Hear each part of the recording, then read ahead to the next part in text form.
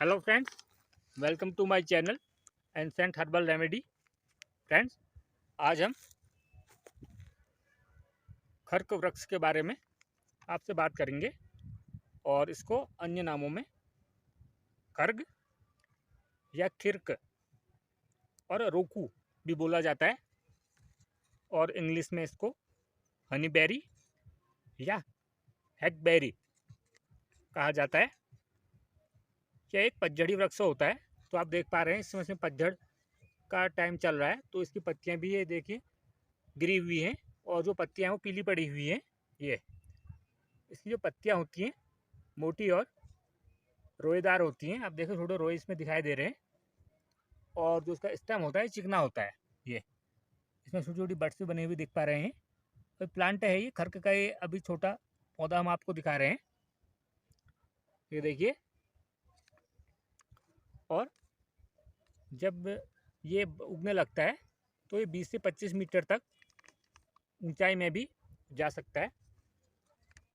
ये रेतीली ज़मीन में और समशीतोष्ण टेम्परेट इलाकों में तेज़ी से उगता है। इसका जो निवास है क्षेत्र वो भारत, पाकिस्तान, नेपाल, तुर्की,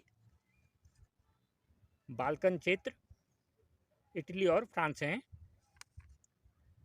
हालांकि यह दुनिया के अन्य जगहों पर भी अब फैल चुका है और इसे पंजाबी भाषा में ब्रह्मजी और कश्मीरी भाषा में ब्रिमिज भी कहा जाता है।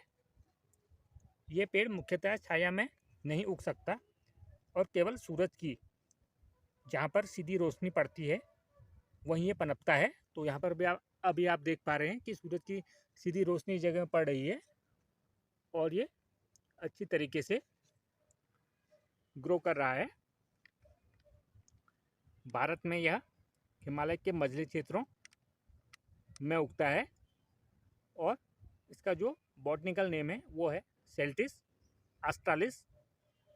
और इसके अलावा इसकी एक जाति जो गर्म क्षेत्र जैसे दिल्ली में भी उगती हुई देखी जाती है, तो उस प्रजाति का नाम है सेल्टिस टेडांड्रा।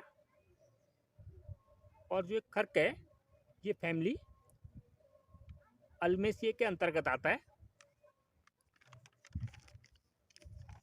और ये मल्टीपर्पज प्लांट है क्योंकि दिखने में सुंदर होने के साथ साथ इसके बहुत से मेडिसिनल और इडेबल और जैसे फ्यूल के रूप में और एक ये नेचुरल पेस्टिसाइड उसके रूप में भी काम करता है।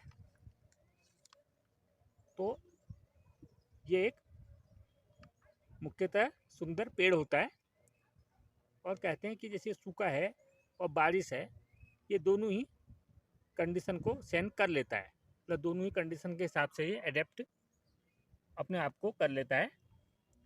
इसलिए इसे अक्सर सजावटी कारणों से लगाया जाता है।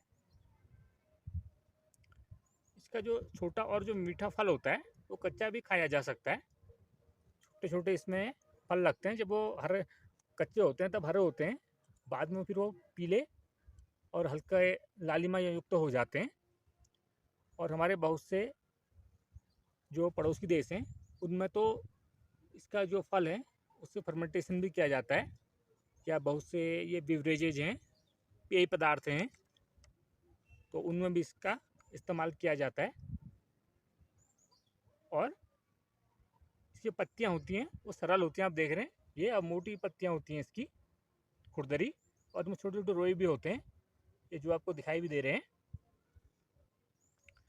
और अगर कहते हैं इसको मेडिसिनल यूज में, तो इसके अगर पत्तों और फलों का उबाला देकर छाना गया जो पानी है वो पेट दर्द में आराम देता है।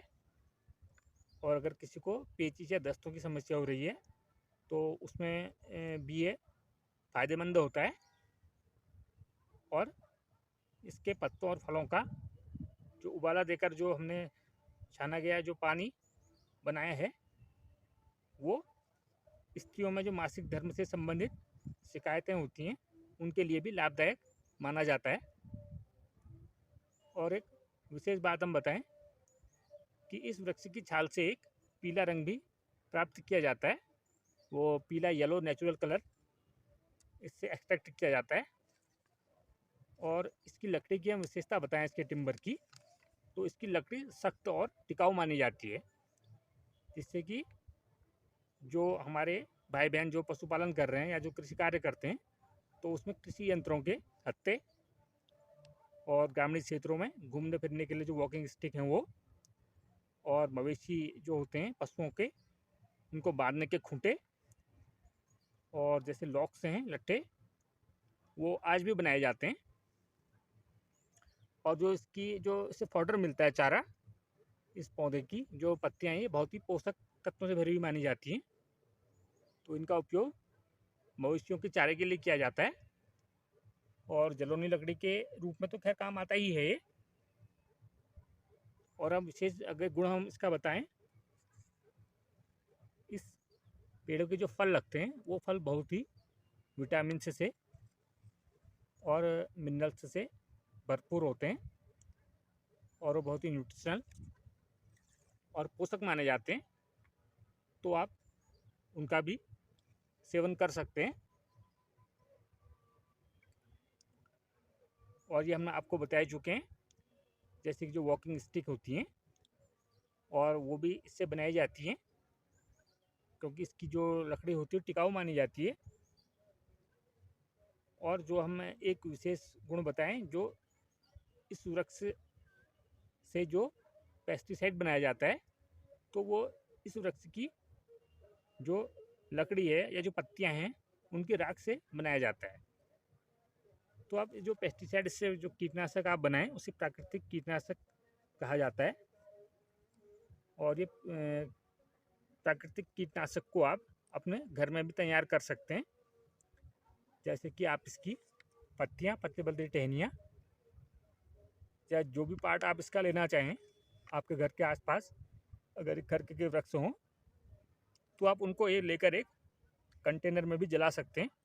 और ये ध्यान रखें कि जब आप इसकी राख बनाएं तो लकड़ी पूरी तरह जल जाए, उसमें कि जो कोयले होते हैं वो ना रहें उसमें, और पूरी अगर वो बढ़िया तरीके से उसकी जो राख बन जाए, उसके बाद अगर थोड़े बहुत रह भी जाते हैं कोयले तो आप उनको छान के अलग कर लें, और उस राख को अपनी सुविधानुसार कंटेनर से निकाल के आप उसे कलेक्ट करके या किसी थैले में या किसी भी पात्र में आप उसको एकत्र कर सकते हैं, और अपनी सुविधानुसार उसका जो प्रयोग है वो आप अपने गार्डन में, और जो आपके घर में आपने जो गमले लगाए हैं उनमें, और क्या कहते हैं फूलों को कीड़ों से और वॉर्म से बचाने के लिए, और अपने जो आपने अगर आसपास सब्जियां लगाई हैं, सब्जियों की जो क्यारी तैयार की हैं, तो आप उस कीटनाशक का प्रयोग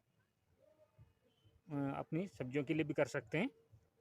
और अगर आपने इसकी राख बनाकर एक बड़ी मात्रा में अगर कीटनाशक तैयार कर लिया है, प्राकृतिक कीटनाशक, तो आप अपने खेतों में भी इसका इस्तेमाल कर सकते हैं, क्योंकि ये कीटनाशक प्राकृतिक तो हो गई, और साथ में आप इसको घर में तैयार कर सकते हैं, क्योंकि राख तो थोड़ी मात्रा में पौधों के लिए वैसे भी अच्छी मानी जाती है, क्योंकि उसमें जो पौधे हैं, प्लांट्स हैं, उनके लिए पोषक तत्व उपस्थित रहते हैं।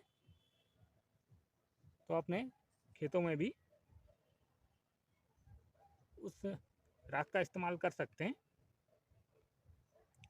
तो फ्रेंड्स, आज आपने खरके के बारे में जाना, ये खरक जो मल्टीपर्पज़ प्लांट है इसकी क्या क्या विशेषताएं हैं। फ्रेंड्स, अगर आपको हमारी वीडियो अच्छी लग रही हो तो आप हमारी वीडियो को लाइक, शेयर और हमारे चैनल को सब्सक्राइब करें। Thanks for watching.